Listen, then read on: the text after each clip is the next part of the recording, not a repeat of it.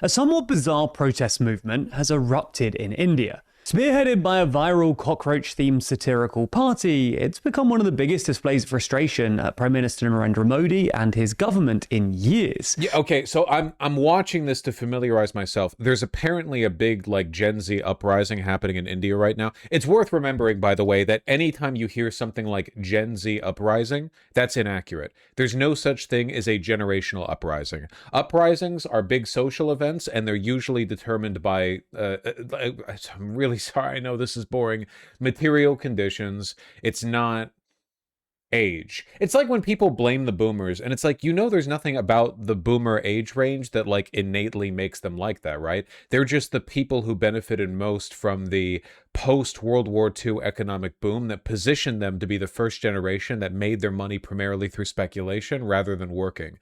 Like, it would have happened to any group of people in that time set. It's not actually like when people blame the boomers, I hope they understand that, like, when the boomers all die off, it's not going to change anything innately, you know? Gen X is already well positioned to take their place. And is the latest iteration of the Gen Z-led protests that swept through the region. Sparked by offensive comments by the Chief Justice, fueled by dysfunction in the examination system, and galvanized by a heavy police response on Monday, the cockroach movement, or CJP, is posing a major challenge to Modi and his BJP. So in this video, we're going to explain the cockroach protests and just how much of a threat they pose to Modi.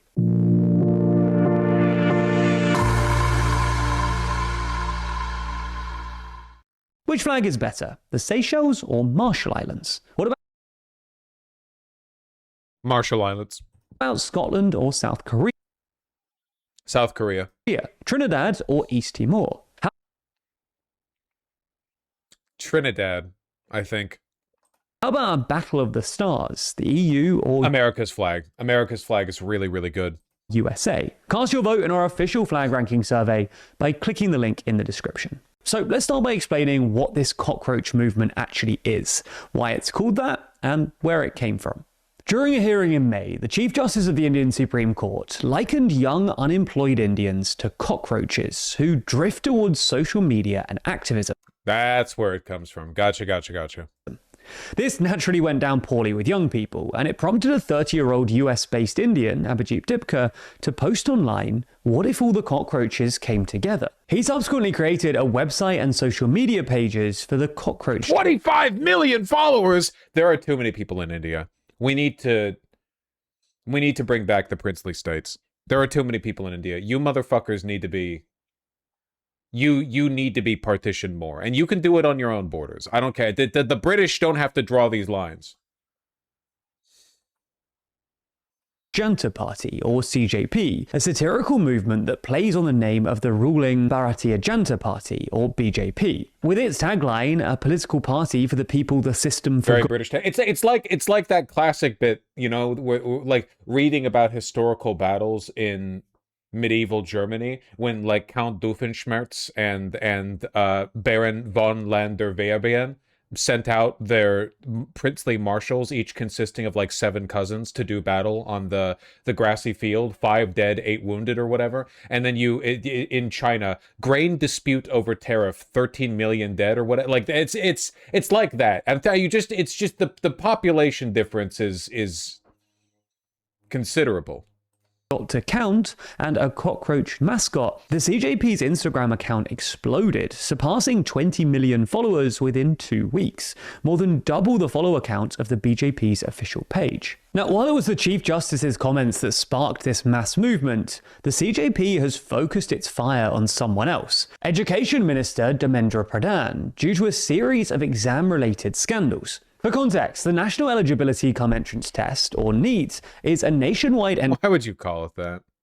Entrance exam for undergraduate medical courses, taken by millions of Indians each year, competing for less than 150,000 places. The Indian examination system is pretty dysfunctional, which only adds to the stress of these high-stakes exams. For instance, some 2 million people... Rivera dog, we're literally watching the video explaining this. You don't need to type anything out. It's cool. who took the NEET in May this year, but it was later scrapped after it was found out that question papers had been leaked, and tragically there were reports of more than a dozen suicides related to the events. Leaks like these, cancellations, reschedulings, and alleged marking irregularities have fueled youth frustration at the system, so they want Education Minister Pradhan to resign, as well as broader reforms to the exam system. It's such a it's such a fucked up consequence of globalism, essentially, of internationalism. Like, the number one best route to escape poverty in India is for your kid to do really good in comp sci so they can get an H-1B visa in America and send over like 80% of their income in remittances, thus making you like a small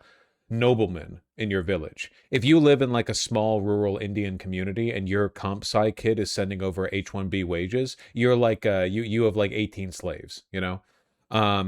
Insanely, but and it's like the only shot. So predictably, right, like the standards here are very, very, very high, you know? Filipinos do the same with healthcare jobs. It's like the number one way out of poverty in a bunch of really fucking poor countries. That's kind of a very generalized view. Oh, did the streamer talking about a country of 1.4 billion to give a generalized perspective on a trend? No, he didn't address the circumstances of every fucking... Yeah, obviously. Viral online cockroach movement soon spilled out onto the streets, with physical protests beginning in early June in New Delhi, with Dipka, the founder of the CJP, returning to India to organize and take part. These early protests were attended by hundreds, but have since swelled to thousands and tens of thousands as the movement has... The US benefits from India's poverty in certain ways? In certain ways, in an enormous number of ways. But keep in mind, it's not the United States that benefits from India's poverty. It's capital in the United States. Capital benefits from H-1B visas because you get extremely talented workers, literally the best workers out of a country of 1.4 billion people coming over here whose ability to make money for their family is completely dependent on maintaining their visa, and they know they're replaceable, so they'll do anything. It's the reason why after Elon took over Twitter, the only people left were H-1B visa holders. So America broadly does not benefit. I do not benefit from poverty in India, but a very small group of capital holders do. So 1.4 billion people must suffer, I guess. Traction. One factor that fueled its growth is the involvement of the well-known activist and educator Sonam Wangchuk, who began a hunger strike in support of the movement on the 28th of June. He was forcibly taken to hospital by police on the 18th of July, a move that only escalated tensions further. The biggest demonstration so far... Isn't that the case literally everywhere? Well, in terms of like capital being the one that benefits from extreme poverty. There's a lot of historical examples for this. By the way, it's one of the reasons why I've always been clear. I don't think white supremacy benefits white people. I don't think white Americans benefited from slavery. A couple white Americans did, like the really wealthy slaveholders. But overall, society adjusted it such a way, its prices, its wages, everything, so that the only people who were true beneficiaries of the system were the people at the very top. A really, really good historical example of this is Spain. Spain for a while was an unimaginably wealthy colonial empire, Spain and Portugal, but the people of Spain and Portugal were never wealthy. The nations were never wealthy. All of the Spanish supremacy in the world did not make those motherfuckers wealthy. They were dirt poor. Spain and Portugal were dirt poor. The average Briton during the Victorian era was dirt poor. The average Briton! They were on top of the world!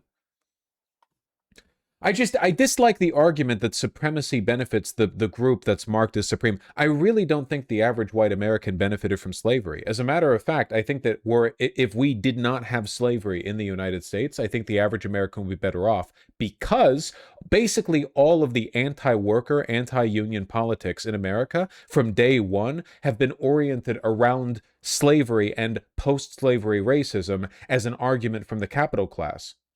When you have slaves, why hire workers? Why pay out anyone? When you don't have slaves, why not just use sharecroppers? If you don't have sharecroppers, why form a union? You know a black is going to join the union. Why fight for higher wages? You know Mexicans are the ones taking the jobs. The system is always set up so inequality is designed to fuck over everyone who's not, at the very least, in the upper like few percentages, you know. Obviously, socially, white people benefit from white supremacy, but again, I have to ask you, does the average, imagine it's like 1923 and you're white and you live in the South. I'm being serious here. Does racism benefit you? Like, you can be awful to black people. Does that make your life better? Black people have to be deferential to you.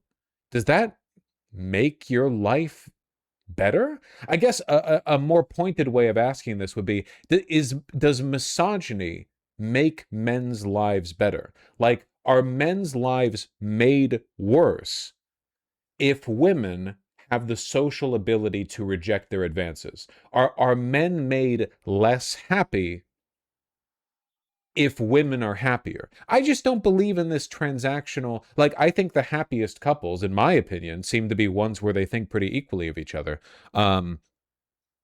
I generally don't think that systematic inequality benefits the group that's not being fucked over. They just get fucked over less, right? That's the old line, you know? That's what is that, Lyndon B. Johnson? If you can convince the lowest white man he's better than the best black man, you'll have him voting for you for life. It's always been a tool to advance. I'm sorry, I know I'm rambling about this and it's not necessarily germane to the situation here. I just wanted to reaffirm my belief that, like, in this specific context, Americans broadly do not benefit from the H-1B visa system and the exploitative conditions that it forces on the best of the best from India. All it does is give, like, high quality wage slaves to the capital class. It does not benefit us.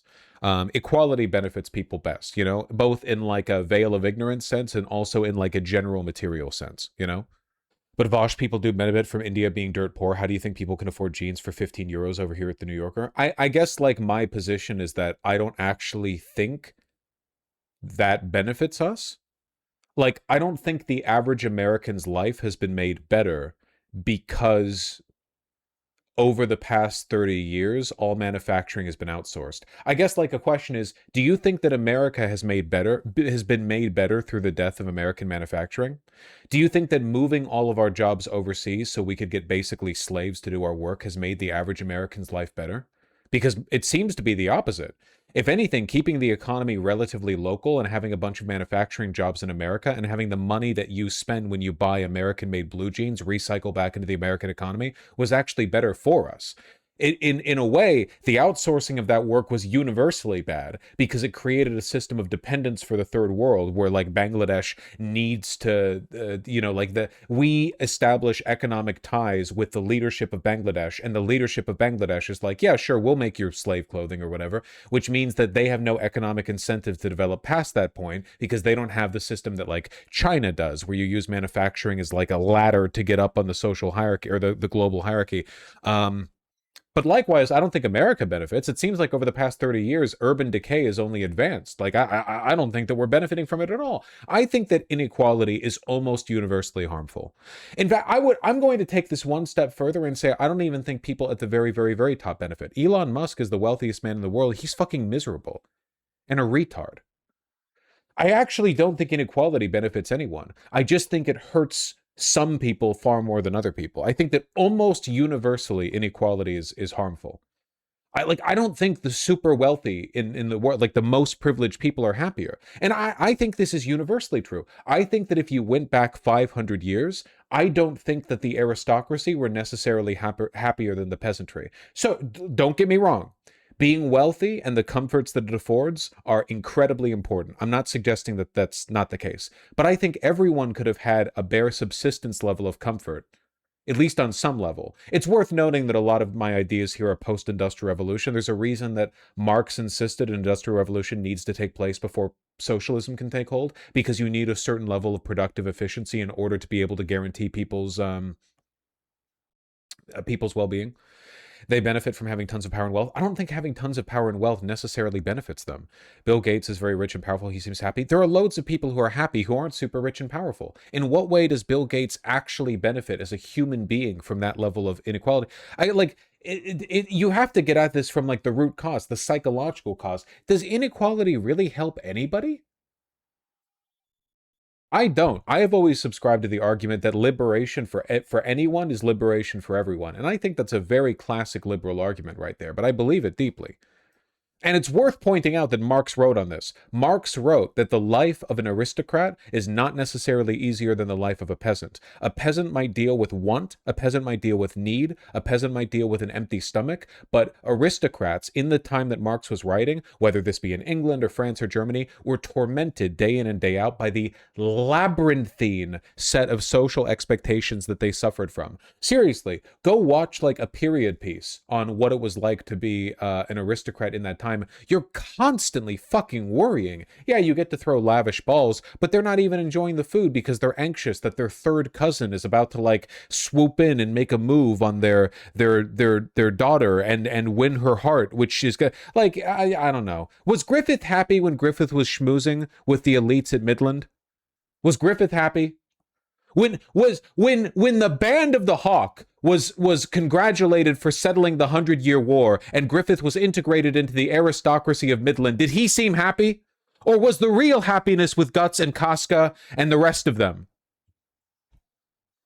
Took place on the 20th of July, this past Monday, coinciding with the first day of the new session of the Indian Parliament. Protesters sought to march from their indefinite protest site to the Indian Parliament buildings. Tens of thousands of people gathered. Griffith was never happy?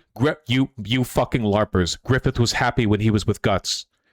What is with everyone saying Griffith was never happy? Griffith was happy with Guts! They were in love! They were in love with each other! And his ambition took that away from them. Read it! Mostly, but not exclusively young people, but police had refused them permission to march on Parliament and had erected barriers across roads and blocked the internet. As protesters marched in defiance, the police responded with kettling, batons and tear gas. It was one of the largest demonstrations against the government of Narendra Modi in recent years. The movement has exposed a deep... Feels like it was one-sided love. No! Griffith was too ambitious. He couldn't stand looking at Guts as an equal, but Guts wanted to be seen as an equal by Griffith, so Guts left because he wanted to come back having developed a dream of his own. But by the time he went out, he was aimless because Guts is naturally a wanderer, and then he returned and Griffith's ambition had led him down the path of ruin. Griffith was so in love with Guts that Guts left and Griffith immediately killed himself. Guts left and Griffith was like, I'm going to commit suicide by fucking the princess. And getting caught immediately, 5 minutes after Guts left. What are we talking about? I'm gonna lose my shit. I'm gonna lose my fucking mind at you people. Are you fucking kidding me? The current of youth dissatisfaction with the system as a whole, and can be seen as the latest iteration of the Gen Z protests that swept through countries across the world, but particularly in South and Southeast Asia over the past few years, something we reviewed at length in the latest issue of our magazine, Too Long. While the organisers have said that they won't march on Parliament again in order to avoid police violence, they have vowed to continue protesting, and its leader, Dipka, has now demanded Modi's resignation. Through Tuesday and Wednesday, more than 1,000 protesters remained camped out in the protest site in central Delhi. While the grassroots movement was formed and has grown outside of India's party political structure, the main opposition, Congress Party, has come out in support of the movement. Its leader, Rahul Gandhi, alongside other opposition politicians, held their own protest outside Prime Minister Modi's residence, demanding that Modi and his education minister resign, and accusing Modi of destroying the future of India's youth. Gandhi was even detained by police. The video does not make a good job of explaining the problems of the youth in India, IMO. The despair is palpable, and most of my Indian friends, they're the ones who actually managed to escape. I think it's unique to India, as China has a little bit less laissez-faire capitalism. Well, the difference is that China's government, the CCP, sees itself as like stewards of the state. Like, there is a reason why China was able to lift 50 trillion people out of poverty, and India has not really managed to do that. And it's in large part because, hey, wow, hey, do we see a recurring pattern? What's that? The leadership of India uses cultural issues as a distraction from class liberation? Hindu nationalism? Whoa! What an interesting pattern that the rhetoric and policy associated with ethnic supremacy in India is being used as a pretext for avoiding like difficult conversations about the liberation of the working class in India. To be fair, China's starting to do that more and more. Well, the main reason China doesn't do that predominantly is because they've already Han-ified so fucking many of their of their subservient ethnic groups. Like it wasn't always Han Chinese, but over time the Han have just like fucking the enormous expansion of the Han Chinese is a political move. For millennia, it's been a deliberate political goal. But India is super, super diverse.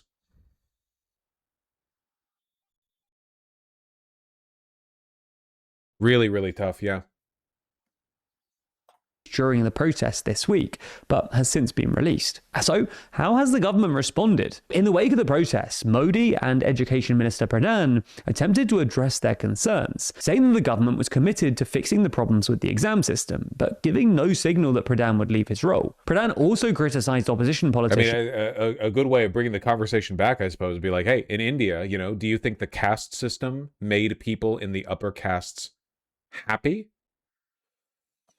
I feel like there's probably a reason why one of the most enduring stories in all of human mythology ever is a princess of the upper class falls in love with a poor man and her life is ruined because of it. I feel like there's a lesson to be learned here a little bit, you know? Like Gandhi for their involvement, which he described as a political spectacle. At the time of writing, there have been some moves towards talks between the CJP's leaders and the government, represented by Health Minister JP Nadda, although the CJP's leader Dipka said that the government must come to them, not the other way round. So just how serious a threat is all of this to Modi? Well, it's the most significant display of public dissent against Modi for years and presents him with a major challenge. Most worrying for him is that, much like the successful Gen Z protests elsewhere in the region, the protest movement started with a focus on a single issue, but is morphing into a more general anti-government movement, fueled by broader economic and social frustration, and the perception that the political class responds to their concerns with indifference or worse, contempt. Now, we're not saying that Modi will go the same way as Bangladesh or Nepal's ousted leaders, but we shouldn't downplay the significance of this moment. While Modi has faced significant protest movements during his premiership, for example, the 2019 Citizenship Amendment Act protests or the 2020-21 farmers' protests, Indian journalist Surbi Gupta argues that these were largely rooted in the grievances of specific constituencies. What makes the cockroach protest movement notable is that it seemingly cuts across different groups, as education, seen as the primary route to economic... You know what I'm curious about? I wonder how countries like India, where so much of their social order is sort of built on the hope that some of their most talented people can get jobs in America or whatever. I wonder how they're going to do when America is no longer able to provide those jobs.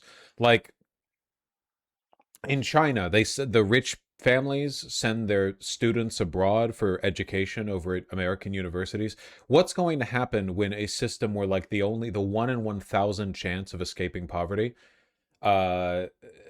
dries up? Are you going to focus more on domestic internal issues? You're going to pivot more to the EU? I mean, they already go to the EU, of course, but like, I wonder. Yeah, I don't know. Weird stuff. I would hope they start investing in their own country. Further than that, when the main drivers of economy are cheap exports. Yeah, about that.